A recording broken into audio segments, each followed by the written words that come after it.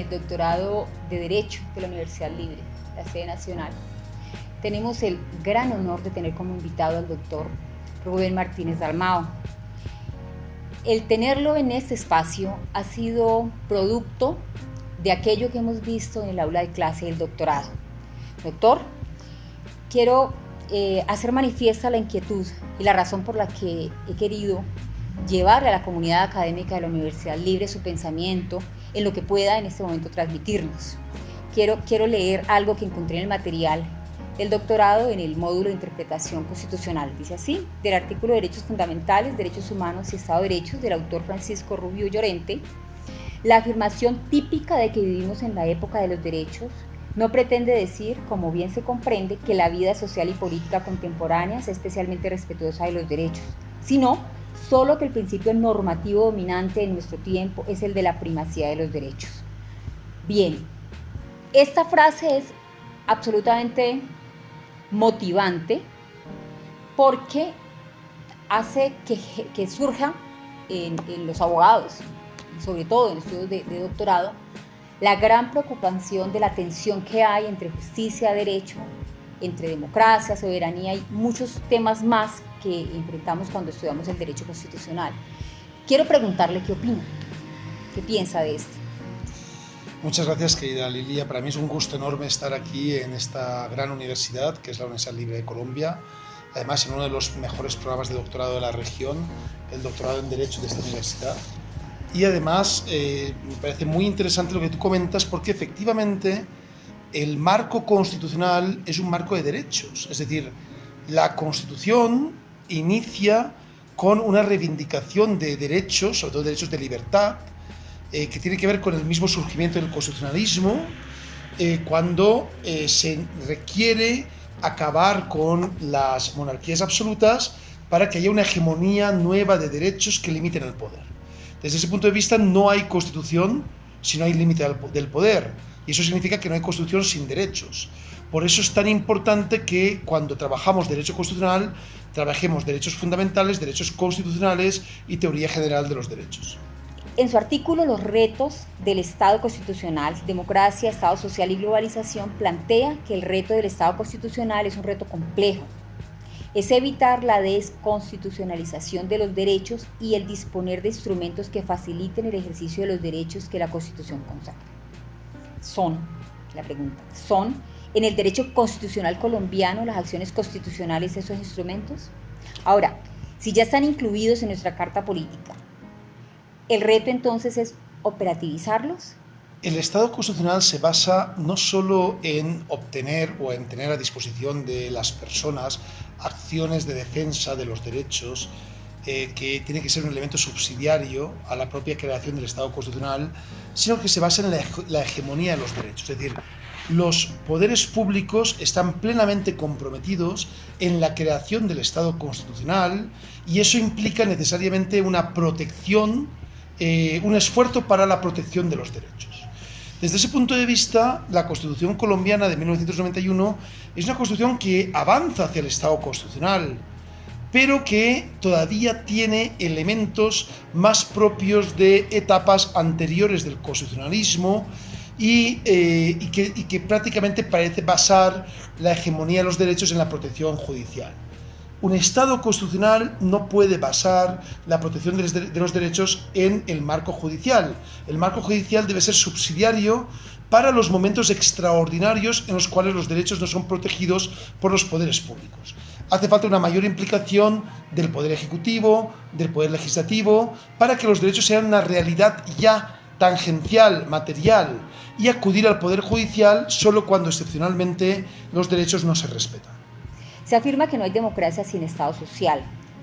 El Estado de la República de Colombia, el Senado de la República de Colombia, ha definido que la democracia es una forma de gobierno en la que los ciudadanos escogen a los gobernantes o dirigentes que lo representan en la conducción del país.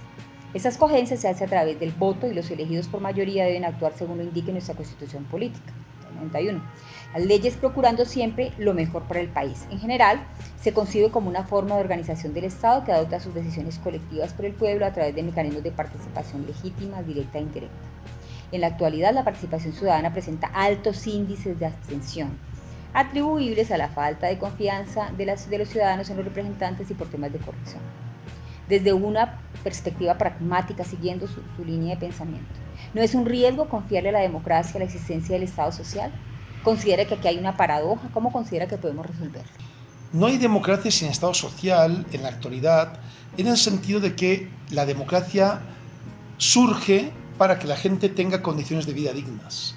Es decir, la democracia siempre es un poder emancipador que tiene capacidad de poder transformar las organizaciones, las instituciones públicas, para que las personas puedan vivir mejor.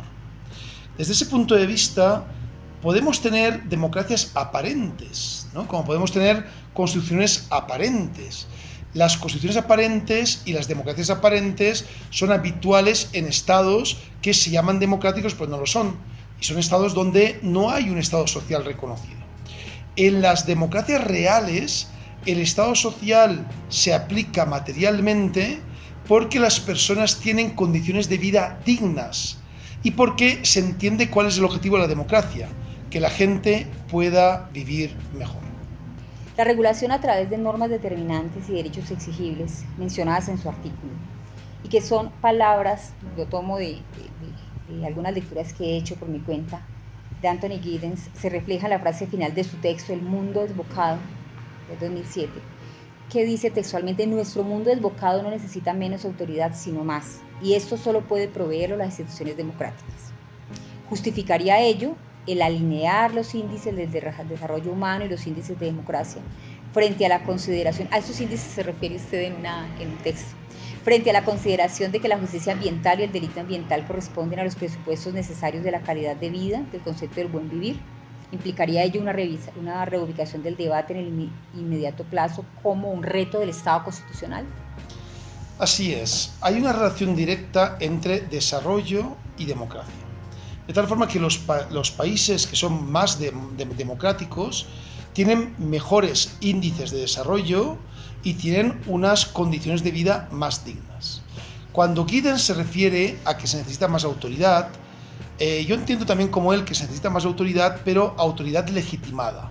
El gran problema que tenemos en los estados modernos es muchas veces la falta de la legitimidad del poder, porque el poder en el estado moderno se inicia con los reyes, con las monarquías autoritarias, con las monarquías absolutas, y por tanto se inicia desde perspectivas o desde fórmulas de legitimidad que no son democráticas. A partir de la contemporaneidad, es decir, a partir de la aparición de las constituciones democráticas a finales del siglo XVIII, ya se cambia el paradigma y donde antes había un poder del rey, ahora hay una voluntad popular. Esa voluntad popular tiene que ser determinante a la hora de construir Estado. En la medida en que los estados estén más relacionados con la voluntad popular, serán estados más fuertes, más legitimados y con mayor capacidad para transformar la vida de las personas, por tanto serán estados más desarrollados y con mejores índices en este sentido. Respecto del constitucionalismo populista, en su artículo, ¿han funcionado las constituciones del nuevo constitucionalismo latinoamericano? Es una pregunta, ¿no? El texto. Se define que corresponde a aquel en el que los procesos de cambio constitucional funcionan como simples instrumentos para el acceso de los gobiernos al poder con líderes fuertes y cercanos al autoritarismo, y no forman parte de procesos que propicien el cambio constitucional y la transformación social, desde los fundamentos democráticos. ¿Cuál es el contexto que interpreta la afirmación respecto de que las nuevas constituciones no promueven tendencias populistas, sino que actúan contra ellas? Es muy importante conocer la diferencia entre constitucionalismo popular y constitucionalismo populista, ¿no? Efectivamente, el constitucionalismo populista son aquellas constituciones utilizadas normalmente por pequeñas oligarquías para mantener a líderes en el poder o para hacer que accedan al poder. Por lo tanto, no son constituciones populares en el sentido que no son constituciones creadas desde un planteamiento, desde una legitimidad democrática constituyente, ¿no? En ese sentido, las constituciones del nuevo constitucionalismo latinoamericano son constituciones populares. Son constituciones que asumen una voluntad popular para poder crear gobiernos democráticos. Lamentablemente, algunos gobiernos han intentado convertir a estas constituciones populares en constituciones populistas, manteniéndose, buscando mecanismos para mantenerse en el poder, incluso contra la voluntad popular que determina claramente la Constitución los límites del poder. Es muy importante que los demócratas estemos alerta frente a este tipo de mutaciones constitucionales, porque la derrota del constitucionalismo popular es la derrota de los pueblos y la victoria de las oligarquías. Y la lucha de la humanidad es la lucha de los pueblos contra las oligarquías. Siguiendo la misma línea del constitucionalismo latinoamericano, con relación al giro biocéntrico y el reconocimiento constitucional de la naturaleza como sujeto de derechos, se afirma que algunas constituciones latinoamericanas, pues ahí estaríamos hablando de Bolivia, Ecuador, México, Colombia, han planteado la reflexión sobre la relación del hombre con la naturaleza y sus fundamentos axiológicos. Están por determinarse con frutos prometedores, es una frase que leí en su artículo. ¿Cuál considera que es el cambio a seguir para consolidar la justicia constitucional ambiental?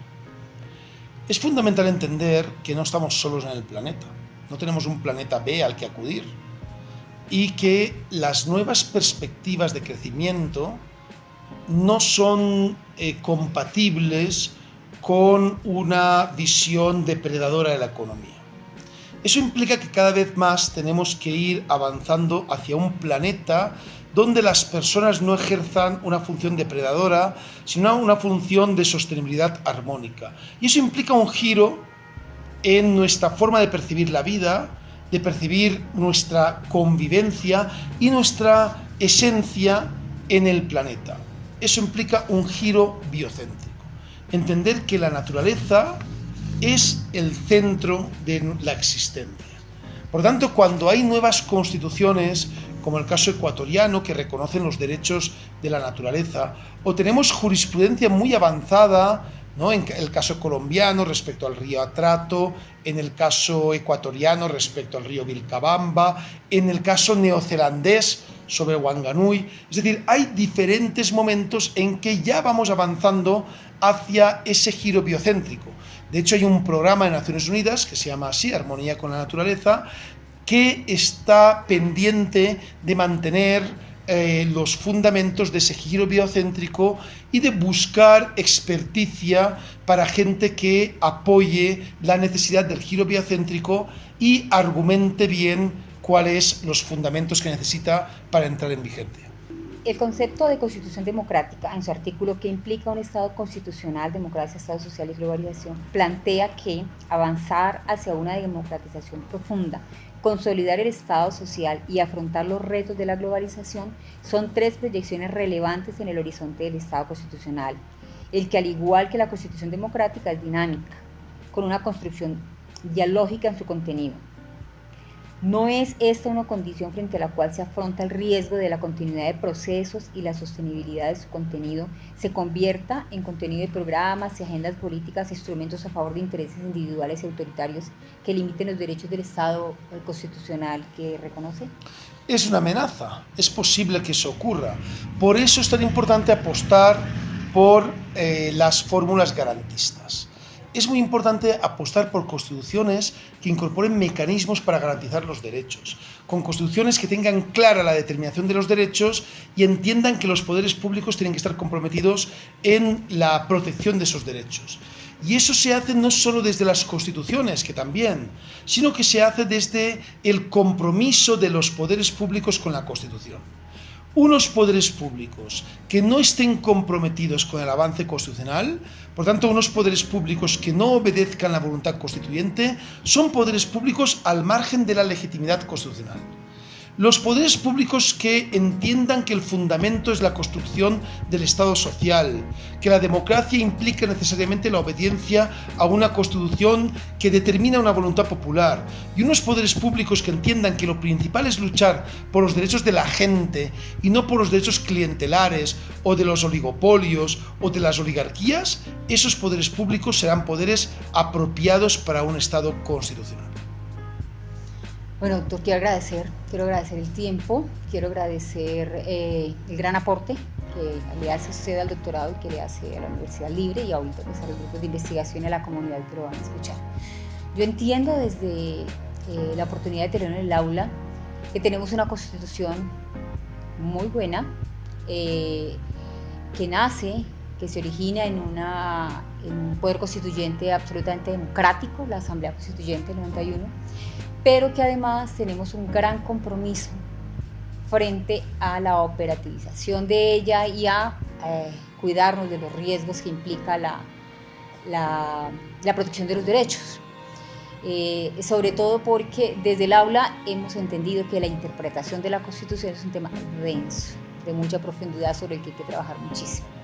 Les quiero agradecerle y cerrar con esto la entrevista que tan amablemente nos ha brindado.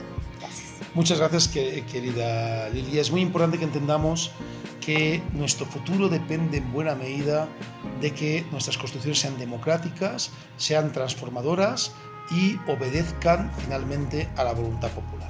Así que muchísimas gracias, para mí es un placer enorme estar en este magnífico doctorado en Derecho y enhorabuena a la Universidad Libre de Colombia por los esfuerzos que realiza en él. Muchas gracias.